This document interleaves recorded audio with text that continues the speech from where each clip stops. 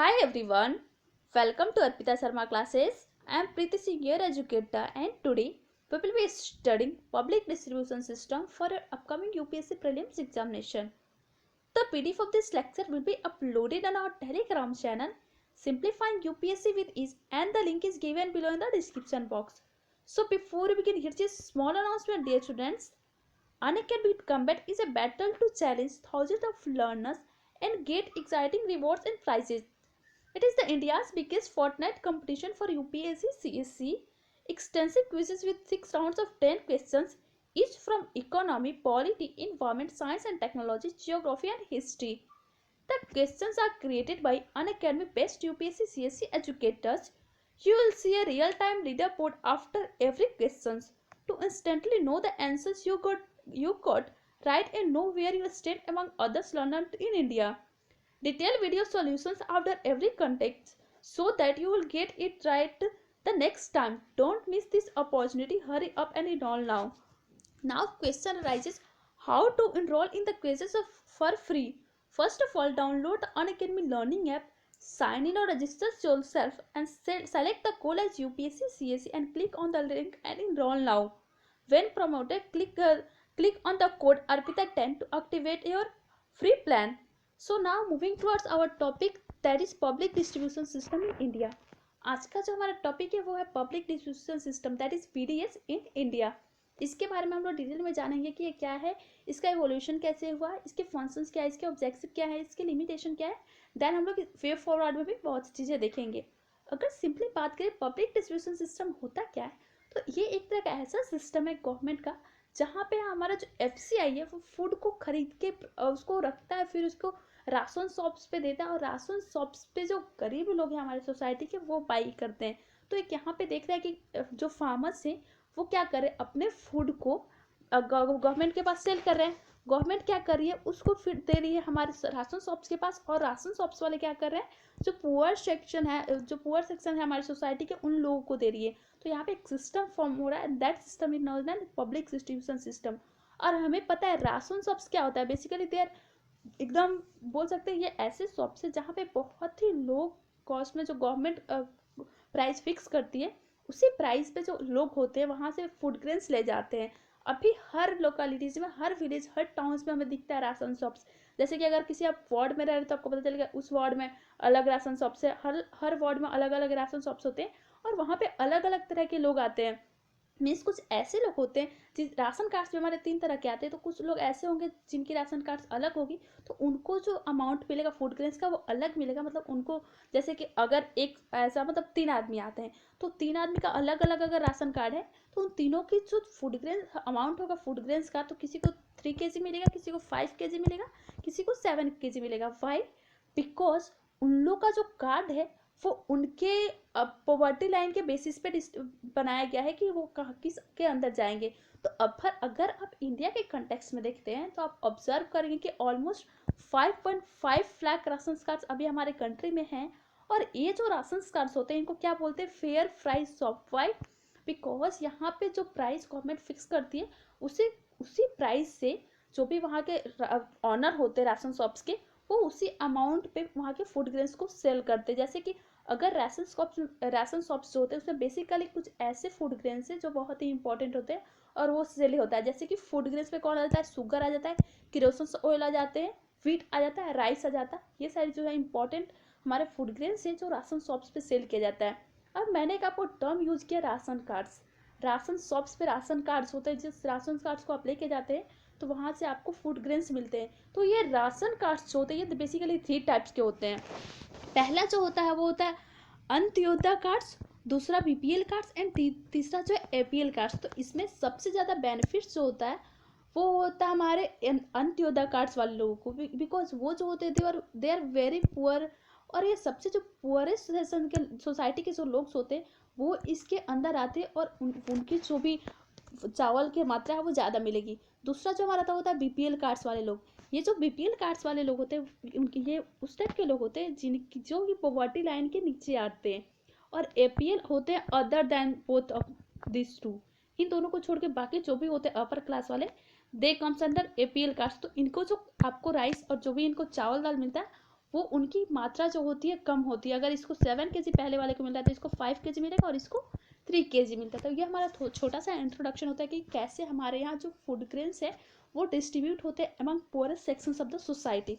सबसे पहले गवर्नमेंट क्या करती है, अपने जो भी उसके पास फूड ग्रेन्स है वो परचेज करती है, देन उसके बाद से राशन शॉप्स पे सेल करती है, फिर उसके बाद राशन शॉप से जो भी लोग होते हैं वो उसको बहुत ही कम प्राइस में, फेयर प्राइस में उस फूड ग्रेन्स को खरीदते हैं और इस तरह से हमारा जो वहाँ पे गवर्नमेंट जो भी पुअर सेक्शन है उनको बेनिफिट्स होता है। तो अब हम लोग देखते हैं कि आखिर यहाँ पे कौन रिस्पॉन्सिबल है, कैसे यहाँ पे फंक्शन होता है।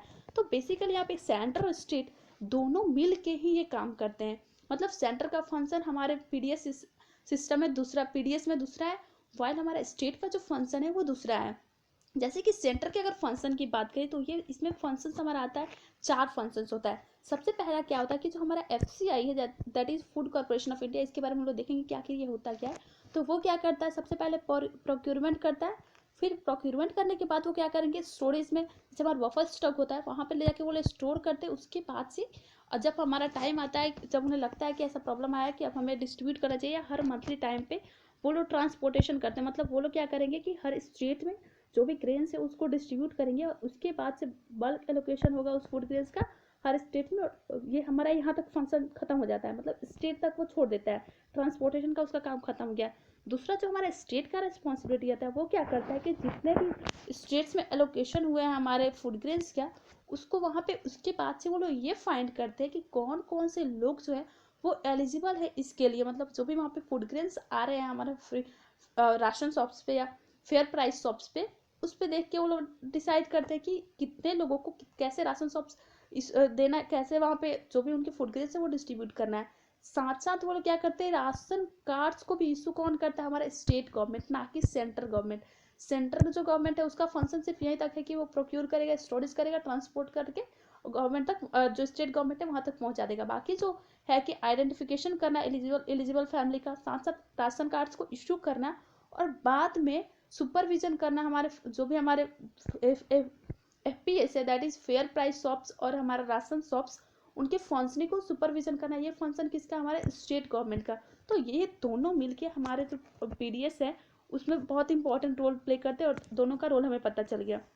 तो इसमें एक आपको मैंने टर्म यूज किया, दैट इज एफसीआई, मतलब फूड कॉर्पोरेशन ऑफ इंडिया। ये क्या है, बेसिकली ये जो एक स्टेचुरी बॉडी है जो कि 1965 में सेटअप हुआ था under the Food Corporation Act of 1964। और ये क्या है, एक पब्लिक सेक्टर अंडरटेकिंग है under the Department of Food and Public Distribution, Ministry of consumers affairs, food and Public distribution.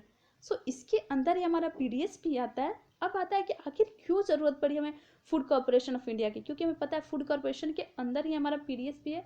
मतलब जो गवर्नमेंट है यही फूड कॉर्पोरेशन ऑफ इंडिया क्या करता है कि जो भी फूड ग्रेन्स है उसको बाई करता है। तो आखिर ज़रूरत क्यों पड़ी हमारे यहाँ फूड कॉर्पोरेशन ऑफ इंडिया की, ताकि एक बार ऐसा हुआ कि बहुत ज़्यादा मतलब फूड ग्रेन्स का शॉर्टेज हो गया, तो उस वक्त हमें रियलाइज़ हुआ कि वहाँ पे कुछ ऐसे गवर्नमेंट्स की जो कुछ ऐसी बॉडी होना चाहिए जो लोगों तक फूड की सप्लाई जो प्रोवाइड करे बाई बोल सकते बहुत ही कम रेट में। जैसे कि सिंपली बोलो कि अगर आपका फेमाइंस आ गया या फिर ड्रॉट आ गया तो वहाँ पे हेल्प कौन करता है, फूड कॉर्पोरेशन ऑफ इंडिया। अगर बफर स्टॉक में अपना बहुत ज़्यादा वहाँ पे रखे हुए हैं व्हीट राइस तो वो लोग सप्लाई करते हैं। इसकी वजह से हमारा फूड कॉर्पोरेशन ऑफ इंडिया जो है यहाँ पे हमारे यहाँ इस्टेब्लिश हुआ है। इसका मेन फंक्शन क्या है कि वो क्या करते हैं, सबसे पहले फूड ग्रेन्स उसको बाई करेंगे, फिर स्टोर करेंगे, फिर ट्रांसपोर्ट करेंगे मतलब स्टेट तक जो भी उनका है, फिर डिस्ट्रीब्यूशन और सेल का काम किसका हो जाता है, फिर हमारा स्टेट के अंदर ही आ जाता है। तो इस तरह से फूड कॉर्पोरेशन जो है हमारे इंडिया में फूड कॉर्पोरेशन ऑफ इंडिया बहुत ही इंपॉर्टेंट रोल प्ले करता है। दूसरा जो आता है वो होता है कि कैसे हमारे यहाँ पीडीएस का इवोल्यूशन हुआ। अगर हम लोग बात करें पीडीएस के बारे में तो ये during second world war, that is in 1940 और 1942 के टाइम पे ही हमारा पीडीएस सिस्टम का यहाँ पे हमारे इंडिया में इवोल्यूशन हुआ। उस वक्त बेसिकली इसका इवोल्यूशन होने का मोस्ट इंपॉर्टेंट रीजंस क्या था, फेमाइंस, और जो बहुत ज़्यादा मतलब सब लोग भूखे मरने लगे। तो उस वक्त गवर्नमेंट को रियलाइज़ हुआ कि लोग तक फूड हम लोग कैसे पहुँचाएं, कैसे उन लोगों को फूड मिले कि वो लोग भी अपने यहाँ अच्छे से उनको प्रॉब्लम्स आऊँ, क्योंकि एक तो बहुत ज़्यादा फेमाइंस आया, उसकी वजह से पैसा भी नहीं है और लोग शॉर्टेज भी हो गया फूड ग्रेन्स का। तो उस प्रॉब्लम को सॉर्ट आउट करने के लिए हमारे यहाँ पीडीएस जो है इसका इवोल्यूशन हुआ। पर इम्पॉर्टेंट थिंग क्या है कि बिफोर 1960 मतलब 1960 से पहले पीडीएस जो था that was dependent on imports of food grains. But after 1960 मतलब 1960 में ही गवर्नमेंट जो है एक हमारा मतलब एग्रीकल्चरल प्राइस कमीशन सेटअप किया, और एफसीआई जो है वो जितने भी हमारे यहाँ डोमेस्टिक प्रोक्योरमेंट है फूड ग्रेन्स का उसको इंक्रीज किया, और स्टोरेज पे फूड ग्रेन्स का वो भी इंक्रीज कराया गया ताकि हमें बार बार इम्पोर्ट्स पे डिपेंड नहीं रहना पड़े। और ये जो था बहुत ही इंपॉर्टेंट रोल था। और उस वक्त हमारे इंपॉर्टेंट थिंग भी क्या था, जो पीडीएस था दैट वाज यूनिवर्सल, मतलब सबको मिलती थी। बाय द 1970 एक तरह से यूनिवर्सल स्कीम था पूरी तरह से। और उसके बाद से जैसे ही 1970 के बाद आया तो it becomes the general entitlement scheme for all consumers. इस तरह से इवॉल्व हुआ। तो उसके बाद से इसके बाद अलग अलग पीडीएस आए, जैसे कि हमारा पहला जो था that was revamped public distribution system, मतलब उसमें कुछ रिफॉर्म्स आया। ये जो था बेसिकली गवर्नमेंट ऑफ इंडिया के द्वारा 1992 में लॉन्च किया गया, जिसका मेन मकसद क्या था कि जो हमारे रिमोट एरिया और जहाँ तक हम लोग नहीं पहुँच पा रहे वहाँ तक हम लोग फूड ग्रेस और फूड जो भी फूड की सप्लाई है वो हम लोग प्रोवाइड कर रहे थे। क्योंकि हमारा जो पब्लिक डिस्ट्रीब्यूशन सिस्टम था वो बस यूनिवर्सल तो था ही, पर उतना नहीं था कि जो रिमोट एरिया थे या जो इनएक्सेसिबल एरिया है वहाँ तक जा पाता था। तो उसको इम्प्रूव करने के लिए हमारा कौन आया, आरपीडीएस। आरपीडीएस आया कब, 1992 में। और इसका मेन मकसद क्या था कि जो हमारे रिमोट और इनएक्सेसिबल एरिया है वहाँ तक हम लोग फूड ग्रेन्स को प्रोवाइड करें। अगेन उसमें भी थोड़े ड्रॉबैक्स थे। तो उसके बाद से आया टारगेटेड पब्लिक डिस्ट्रीब्यूशन सिस्टम, मतलब कि एक पार्टिकुलर एरिया पार्टिकुलर पब्लिक जो थे उनको फोकस करते हुए इसको किया गया कि जो हमारे रिमोट एरिया थे इनएक्सेसिबल एरिया थे उसके लिए तो आ गया हमारा रिवैम्प्ड एरिया। बट ऐसा भी होता है कि कभी कभी अच्छे खासे एरियाज हैं वहाँ पे कुछ लोग ऐसे हैं जो इतने गरीब हैं कि वो लोग एक्सेस नहीं कर पा रहे हैं फूड को। उसके लिए हमारा कौन सा आया, टीपीडीएस। टीपीडीएस आया इन 1997। इसका मेन फोकस किधर था, पुअर की तरफ। तो इसके लिए ही उन्होंने क्या किया, बेनिफिशियरीज को दो पार्ट में डिवाइड कर दिया। पहला वो थे जो बीपीएल लाइन के बिलो थे और मतलब बिलो पॉवर्टी लाइन थे, और दूसरे थे जो अबव पॉवर्टी लाइन थे दैट इज एपीएल। इसमें फायदा क्या होगा, जो बीपीएल थे उनको ज़्यादा बेनिफिट्स मिलता था, मतलब उनको फूड ग्रेन्स ज़्यादा मिलते थे, वाइल जो एपीएल वाले थे उनको कम फूड ग्रेन्स मिलते थे। इसके बारे में हम लोग एक चार्ट में देखेंगे ये कैसे हमारा ये जितने हैं रिवैम्प, टारगेटेड, अंत्योदया या नेशनल फूड सिक्योरिटी इसमें हुआ क्या। फिर अगेन 2007 में 2000 पे एक और रिफॉर्म हुआ है दैट वाज द अंत्योदय अन्न योजना। अंत्योदय अन्न योजना AAY that was launched in 2002। ये किसकी बोला, बेसिकली अंत्योदय मतलब जो सबसे गरीब लोग हैं, poorest of the poorest family है उनको प्रोवाइड करना। इसका मेन मकसद क्या था कि जो भी बिलो पॉवर्टी लाइन के लोग हैं और जो बहुत ज़्यादा बहुत गरीब है उनको सप्लाई करना फूड। उन्होंने क्या किया कि फूड ग्रेन्स की जो प्राइस थी बहुत ही कम कर दी। मतलब अगर आप वीट के लिए बात करें तो उन्होंने पर केजी के लिए मात्र 2 रुपये रखा, वाइल राइस के लिए कितना रखा, 3 kg रखा। मतलब 1 किलो आपको राइस लेना है तो 3 रुपये आपको देना है, वाइल आपको 1 किलो वीट लेना है तो आपको सिर्फ 2 रुपये देना है। और इसका मेन फोकस किधर था, poorest of the poor families जो थे उनकी तरफ। अगेन उसमें थोड़े और रिफॉर्म्स हैं that is very important, that is national food security act 2013। ये जो था इस वक्त हमारे यहाँ क्या हुआ क्या कि राइट टू फूड जो था that becomes the justiciable rights. और जब जस्टिसेबल राइट बन गया तो हमें पता है कि इससे कितना बेनिफिट्स होगा कि अगर हमें फूड नहीं मिल रहा है तो हम लोग जा सकते हैं कोर्ट्स में, क्योंकि हमारे यहाँ ये हमारा जस्टिसेबल राइट हो गया। तो ये कब हुआ, बेसिकली 2013 में पार्लियामेंट जो था हमारा नेशनल फूड सिक्योरिटी पास किया, और उन्होंने फूड ग्रेन्स जो था it becomes the legal entitlement to the poor households. Basically जो पुअर हाउस होल्ड थे उनके लिए ये बनाया गया लीगल राइट्स।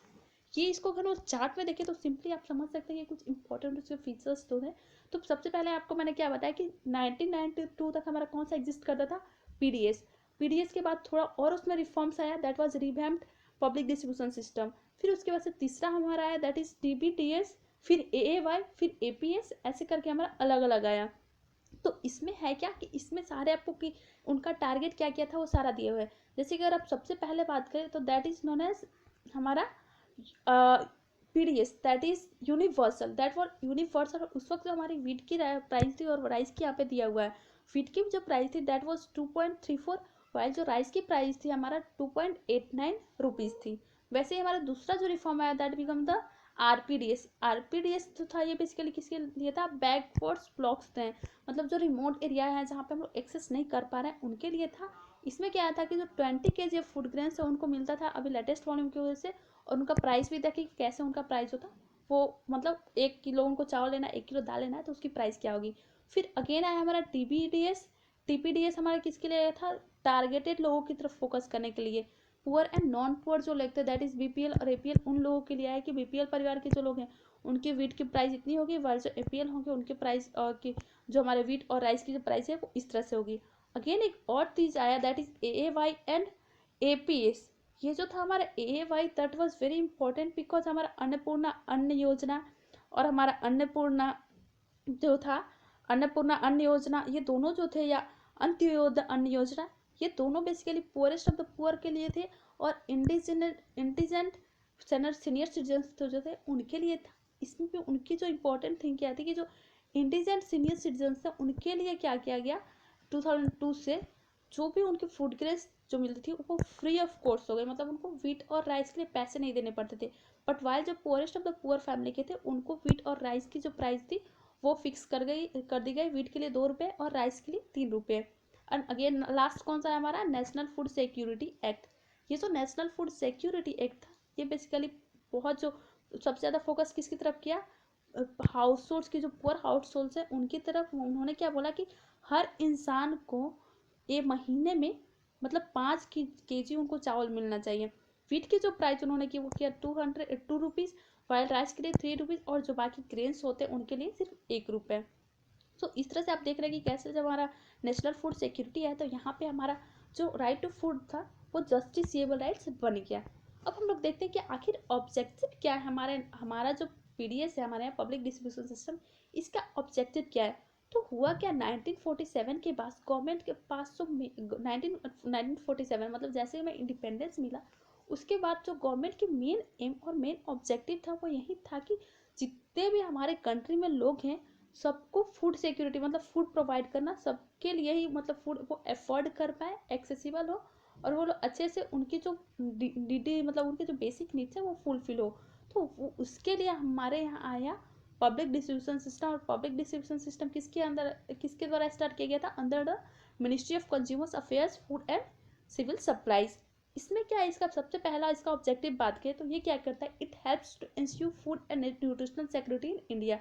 सबको फूड प्रोवाइड करके स्वाभाविक है कि अगर उनको राइस वीट और शुगर केन या फिर किरोसिन ऑयल से अलग अलग किसी किसी चीज़ में पल्सेस मिलते हैं तो उसके साथ उन्हें न्यूट्रिशनल सिक्योरिटी भी मिल रहा है और फूड भी उन्हें अच्छे खासा मिल रहा है।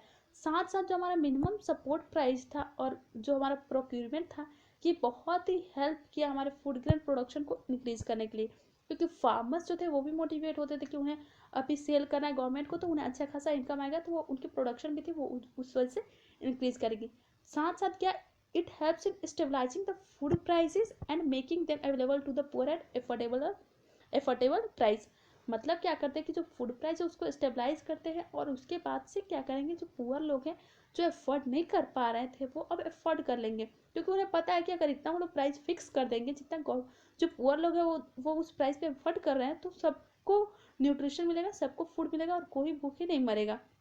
ऑल्सो ये बफर स्टॉक जो हमारे फूड ग्रेन्स का उसको भी मेंटेन करने में हेल्प करता है, क्योंकि हमें पता है कि कभी कभी अगर बहुत ज़्यादा फेमाइंस आ गया या एग्रीकल्चर नहीं हो तो उस वक्त कौन हेल्प करेगा, जो हमारा हम लोग बफर स्टॉक में बहुत से फूड ग्रेन्स रखे उस वक्त वही काम आएगा। हमें पता है बफर स्टॉक से ही हमारा जो पीडीएस है वहाँ से हमारे फूड ग्रेन्स सप्लाई किए जाते हैं बाई एफसीआई मतलब फूड कॉर्पोरेशन ऑफ इंडिया के द्वारा। साथ साथ यहाँ पे एक इंपॉर्टेंट थिंग और क्या होता है, रीडिस्ट्रीब्यूशन ऑफ फूड ग्रेन्स होता है। कैसे, क्योंकि जो सप्लायर्स है मतलब जो सप्लाई कर रहे हैं जो फार्मर्स हैं जिनकी सरप्लस ज़्यादा है वो पहले क्या कर रहे हैं, जो सब जिनके पास ज़्यादा सरप्लस है वो गवर्नमेंट को क्या कर रहे हैं, सेल कर रहे हैं। तो जिनके पास डेफिशिएट है गवर्नमेंट उसको क्या करिए दे दे रही है। तो यहाँ पे क्या हो रहा है, रीडिस्ट्रीब्यूशन हो रहा है हमारे फूड ग्रेन्स का। सो ये इसका ऑब्जेक्टिव हो गया। अब आता है कि आखिर पीडीएस सिस्टम जो हमारे इंडिया में फंक्शन कैसे करता है। तो मैंने एक बात बताया कि स्टेट और सेंटर दोनों ही रेस्पॉन्सिबल है और दोनों अपनी बराबरी का हिस्सेदारी करते हैं ताकि जितने भी लोग हैं उनको अच्छे से फूड ग्रेन्स मिले। सबसे पहले गवर्नमेंट क्या करेगी, जो सेंटर है वो क्या करेगी, जो फूड ग्रेन्स है उसको प्रोक्योर करेगी एट मिनिमम सपोर्ट प्राइस। उसके बाद से इस क्या करेगी, स्टेट को सेल करती है। सेल करने के बाद ट्रांसपोर्टेशन होता है, जो भी हमारे ग्रेन्स है उनको गोडाउंस तक ट्रांसपोर्ट किया जाता है हर स्टेट में। और उसके बाद स्टेट में जो स्टेट गवर्नमेंट आती है उसके बाद से स्टेट की रिस्पॉन्सिबिलिटी आ जाती है। तो स्टेट क्या करता है कि गोडाउन से हमारे राशन शॉप्स तक इसको फिर से ट्रांसपोर्ट करता है। और जब राशन शॉप्स तक ट्रांसपोर्ट हो जाता है तो उसके बाद से बेनिफिशियरीज जो होते हैं, मीन्स जो भी वहाँ के पुअर सेक्शन के लोग हैं या जो भी हम जिनके पास भी राशन कार्ड से, वो आके अपना जो भी फूड ग्रेन है उसको बाई करते हैं at lower central issue price. जो सेंट्रल इशू करता है उस प्राइस पे वो लोग बाई करते हैं उस तरह से। तो इस तरह से हमारा एक बोल सकते हैं कि एक चार्ट बनता है कि सबसे पहले सेंट्रल फूड ग्रेन्स खरीदेगी, उसके बाद स्टेट को सेल करेगी, फिर ट्रांसपोर्टेशन होगा गोडाउन में, गोडाउन के बाद से फिर वो हमारे फेयर प्राइस शॉप पे जाएगा, फिर उसके बाद से बेनिफिशियरी जो है उसको बाई करेगी एट लोअर प्राइस, जो कि हमारा सेंट्रल गवर्नमेंट जो इशू करता है। इस तरह से हमारा बेसिकली ये जो एक राशन शॉप्स का इमेज है, और वहाँ पे जो भी लोग आए हैं वो यहाँ से बाई करते हैं। अब आता है क्या कि कुछ इसमें इशू भी है हमारे इंडिया में। अगर देखिए पीडीएस सिस्टम की, तो अलग अलग चीज़ें देखना है कि यहाँ पे ऐसे मतलब गवर्नमेंट पे, सेंट्रल गवर्नमेंट स्टेट गवर्नमेंट दोनों रोल प्ले कर रही है। But despite of all being things, यहाँ पे कुछ लिमिटेशंस भी है हमारे यहाँ। सबसे पहला लिमिटेशन क्या है? Issue with procurements. मतलब जितने भी हमारे यहाँ ग्रेन्स आते हैं जो हमारा एफसीआई एक्सेप्ट करता है और बफर स्टॉक में हम उसको स्टॉक करके रखते हैं, तो ये क्या होता है, एक तरह से एक शॉर्टेज क्रिएट कर देता है हमारे मार्केट में। कैसे? कि क्योंकि फार्मर्स को पता है कि अगर वो लोग प्रोडक्शन कर रहे हैं तो उनको क्या है कि उनको टेंशन नहीं है कि हमारा मार्केट में सेल होगा या नहीं। वो डायरेक्टली सोचते हैं कि जैसे मेरा प्रोडक्शन होगा और हमें लगेगा कि सरप्लस ज़्यादा है, हम तुरंत उसको गवर्नमेंट को मिनिमम सपोर्ट प्राइस पे सेल कर देंगे। तो इस वजह से होता क्या है कि जो मार्केट में जो उसकी फूड ग्रेन्स की सप्लाई है वो डिक्रीज कर जाती है, क्योंकि सब चीज़ें तो बफर स्टॉक में स्टॉक होते जा रही है वहाँ पे जो भी फूड ग्रेन्स है। साथ साथ होगा क्या, दूसरा इसका होता है क्या कि लीकेज भी होता है फूड ग्रेन्स का। जब ट्रांसपोर्टेशन होते हैं उस वक्त बहुत ज़्यादा ही हमें लीकेज दिखाई देता है, क्योंकि हमें पता है ट्रांसपोर्टेशन अलग अलग जगह से हो रहा है। पहले तो सेंटर से स्टेट आ रहा है, स्टेट से हमारे गोडाउंस में जा रहा है, गोडाउंस से फिर उसके बाद से हमारे जो राशन शॉप से वहाँ जा रहा है। तो यहाँ तक जाने में इतनी जगह हमें, जो भी आपका ट्रक होगा जो उसको लेके जा रहा होगा मतलब फूड ग्रेन्स को, वो कुछ निकालता है, कुछ ऑफिसर्स इस तरह से क्या होता है, क्या है, पहला ट्रांसपोर्टेशन दिक्कत होता है, साथ साथ ब्लैक मार्केटिंग होती है। किसके द्वारा? राशन शॉप जो होते हैं उनके द्वारा। राशन शॉप के जो ऑनर्स होते हैं वो क्या करते हैं बेसिकली कि जो भी फूड ग्रेन्स उनके पास आया है ताकि उनको गरीब लोगों को देना जिनके पास राशन कार्ड से, तो वो क्या करते हैं कि बहुत ही या तो प्राइस उसका ज़्यादा कर देंगे, मतलब क्योंकि हमें पता है कि लिटरेसी रेट हमारे यहाँ बहुत कम है। तो जो इलिटरेट लोग होते हैं उनको बिना बताए राशन कार्ड्स पे बोल देते हैं कि आपको इतना पे करना है, या फिर उसको बहुत कम वहाँ पे दे देते हैं, चावल या दाल जो भी होगा, चावल या फिर गेहूँ, उसके हिसाब से वहाँ पे वो लोग ब्लैक मार्केटिंग करते हैं। और अगर बचता है तो उसको फिर ले जाकर वो लोग मार्केट में सेल कर देते हैं। यहाँ पे एक तरह से क्या हो रहा है, लीकेज हो रहा है फूड ग्रेस का। ट्रांसपोर्टेशन के वक्त भी वो लोग निकाल लेंगे तो पता नहीं चलेगा। और फिर अगर जाती है राशन शॉप ऑनर के पास तो सीधे बोलता है कि हमारे यहाँ आया है तो वहाँ से कुछ कम हो गया, मतलब अगर 50 kg की चावल की बोरी आ रही है तो वहाँ से कुछ उसमें ऑलमोस्ट 42 आ रहा है। इट मीन्स 8 kg जो वहाँ पे लीकेज हो चुका है फूड ग्रेन्स का। साथ साथ एक और प्रॉब्लम क्या है हमारे यहाँ, आइडेंटिफिकेशन ऑफ बेनिफिशियरीज। हमें पता है टीपीडीएस जो है वो लार्जली किसके लिए था, बेसिकली जो टारगेटेड जो ग्रुप्स थे सोसाइटी के, जो पुअर लोग थे उनकी तरफ फोकस करता था। पर यहाँ पे इधर क्या होता है, इंक्लूजन एंड एक्सक्लूजन इधर, मतलब कुछ ऐसे भी लोग होते हैं जिन्हें हमें लगता है कि उन्हें बेनिफिट्स की नहीं ज़रूरत है बट उन्हें ज़रूरत पड़ती है, और कुछ ऐसे लोग होते हैं जिन्हें हमें लगता है कि इन्हें ज़रूरी है पर उनको ज़रूरत नहीं होती है। तो इस तरह से यहाँ पे क्या होता है कि हमें अच्छे से पता नहीं हो पाता, जिसकी वजह से जो गरीब लोग होते हैं वो भूखे मरते हैं। साथ साथ स्टोरेज का भी बहुत इशू हो जाता है, क्योंकि अभी मैंने आपको बताया कि गवर्नमेंट क्या करती है, बफर स्टॉक में स्टॉक करते जाती है। इस तरह से होता क्या है कि बहुत ज़्यादा स्टोरेज एकदम फुल हो जाता है, और जिसकी वजह से वहाँ पे बहुत मतलब जितने भी आपके फूड ग्रेन्स हैं वो खराब होने के चांसेस बहुत ज़्यादा होते हैं। और इम्पॉर्टेंट थिंग क्या है, इन्वायरमेंटल इशू भी दिखाई देता है। कैसे? हमें पता है कि जो हमारे वीट राइस हैं ये बहुत ज़्यादा ही वाटर इंटेंसिव है। और हम यहाँ पे गवर्नमेंट भी क्या करती है, यही जो भी गवर्नमेंट है वो इन्हीं चीज़ों को खरीदती है। तो जो भी फार्मर्स होते हैं वो किसकी तरफ फोकस करेंगे, वीट एंड राइस की तरफ। तो इसकी वजह से क्या होगा, हमारा जो इन्वायरमेंट है वो अनसस्टेनेबल होगा। वाई? क्योंकि वो जो भी वहाँ पे फूड ग्रेन्स प्रोड्यूस हो रहे हैं दैट आर वाटर इंटेंसिव। यहाँ पे फूड ग्रेन्स है ना कि फूड जीटी है। सो ये हमारे इसके इशूज दिखाई देते हैं। तो इसके ये आपको समझ में आया कि इसके लिमिटेशन क्या हुए हैं। तो आखिर आप रिफॉर्म्स क्या क्या ला सकते हैं ये भी जानना जरूरी है। तो रिफॉर्म्स, वेरियस रिफॉर्म्स आए, जैसे कि पहला क्या, Aadhaar linked and digitisation of ration cards. मतलब पहला बात क्या, आधार को लिंक करने का, और साथ साथ जो राशन कार्ड से उसका डिजिटाइजेशन करने का। इसकी वजह से होगा क्या कि जो भी आपके बेनिफिशियरी हैं उनके एंट्री और उनके वेरिफिकेशन में बहुत ज़्यादा हेल्प मिलेगा। साथ साथ डायरेक्ट बेनिफिट्स ट्रांसफर स्कीम, मतलब डायरेक्ट बेनिफिट ट्रांसफर या डीबीटी स्कीम जो है, इस स्कीम के अंदर क्या है कि जो भी उनका कहना है क्या कि जो हम लोग जो फूड ग्रेन्स दे रहे हैं यहाँ पे बहुत ज़्यादा लीकेज हो रहा है, हमें इशू देख रहा है। इससे अच्छा क्या है कि डायरेक्ट ही हम लोग बेनिफिशियरी के अकाउंट में कैश प्रोवाइड कर दे और वो जो बेनिफिशियरी है वो उसको डायरेक्ट उस पैसे से जाके मार्केट से अपने लिए फूड ग्रेन्स जो उसको खरीदना है खरीद ले। नेक्स्ट जो है वो है यूज़ ऑफ जीपीएस टेक्नोलॉजी। आखिर जीपीएस टेक्नोलॉजी का कैसे यूज़ होगा हमारे रिफॉर्म्स में?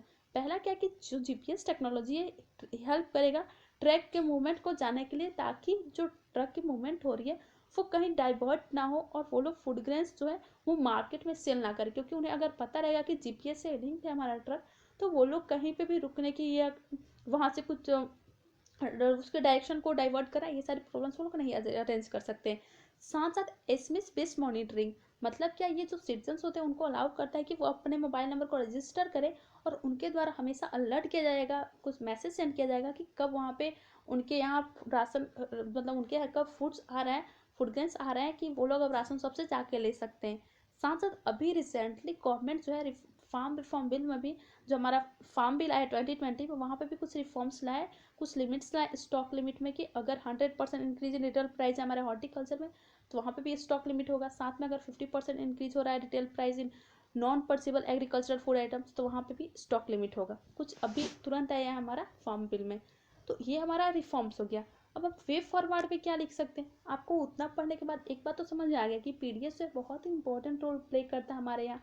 सबसे पहला क्या कि ये जो बहुत ही लार्जेस्ट बिगेस्ट वेलफेयर प्रोग्राम है गवर्नमेंट के द्वारा, जो कि फार्मर्स को जो प्रोड्यूस करते हैं उनके लिए भी बहुत हेल्पफुल है, वाइल जो पुअरेस्ट है वो जो बाई करते हैं उनके लिए भी हेल्पफुल है। जो पुअर है, जो फार्मर्स है, उनको कैसे हेल्प मिल रहा है कि वो क्या कर रहे हैं, प्राइस को सेल मतलब जो भी उनके पास फूड ग्रेन्स आ रहा है वो गवर्नमेंट को सेल कर रहा है, गवर्नमेंट क्या कर रही है फिर उसको जो पुअर लोग हैं उनको सेल कर रही है। ऑल्सो यहाँ पे सबसे इम्पोर्टेंट थिंग है कि अगर आप पीडीएस को अच्छे से चाहते हैं कि हमारे यहाँ इसमें रिफॉर्म्स आए तो टेक्नोलॉजी बेस्ड सॉल्यूशंस की हेल्प से हम लोग अच्छे से इसमें रिफॉर्म्स ला सकते हैं और इसका जो भी इसका टारगेट है वो अच्छे से फुलफिल कर सकते हैं। इसमें इंपॉर्टेंट रोल कौन कौन प्ले कर सकता है? Gram panchayat, SHG, cooperative and NGOs जो हैं वो बहुत ही इंपॉर्टेंट रोल प्ले कर सकते हैं इन सारे मैनेजमेंट मतलब ट्रांसपेरेंसी में, या फिर आपके ट्रांसपोर्टेशन जो लीकेज होता है इन सब प्रॉब्लम्स को सॉर्ट आउट करने के लिए, या फिर ब्लैक मार्केटिंग होती है इनके लिए ये सारे जो लोग से gram panchayat, SHG, cooperatives, NGOs ये इंपॉर्टेंट रोल प्ले करेंगे। ऑल्सो जो बेनिफिशियरी है they would have be given either cash और coupons by the government state government which they can exchange for food grains, मतलब उनको या तो कैश या कूपन्स देना चाहिए गवर्नमेंट के द्वारा ताकि वो फूड ग्रेन से एक्सचेंज कर लें। और ये जो है डायरेक्टली और बोल सकते हैं किसी ना किसी तरह से जो पुअर हाउस होल्ड्स होते हैं उनको बहुत ज़्यादा हेल्प करता है। ऑल्सो अगर हम आधार नंबर को अच्छे से यूज़ करते हैं वो भी हमारे लिए जो भी बहुत ही इंपॉर्टेंट रोल प्ले करेगा, ताकि हम लोग पता कर लें कौन बेनिफिशियरीज किसको अभी ज़रूरत है फूड ग्रेन्स की और किसको ज़रूरत नहीं है। सो ये है जो पूरा हमारा पीडीएस के सिस्टम मतलब पब्लिक डिसीजन सिस्टम के बारे में हमारे इंडिया में। I hope you all guys understand. Thank you so much everyone for watching my video.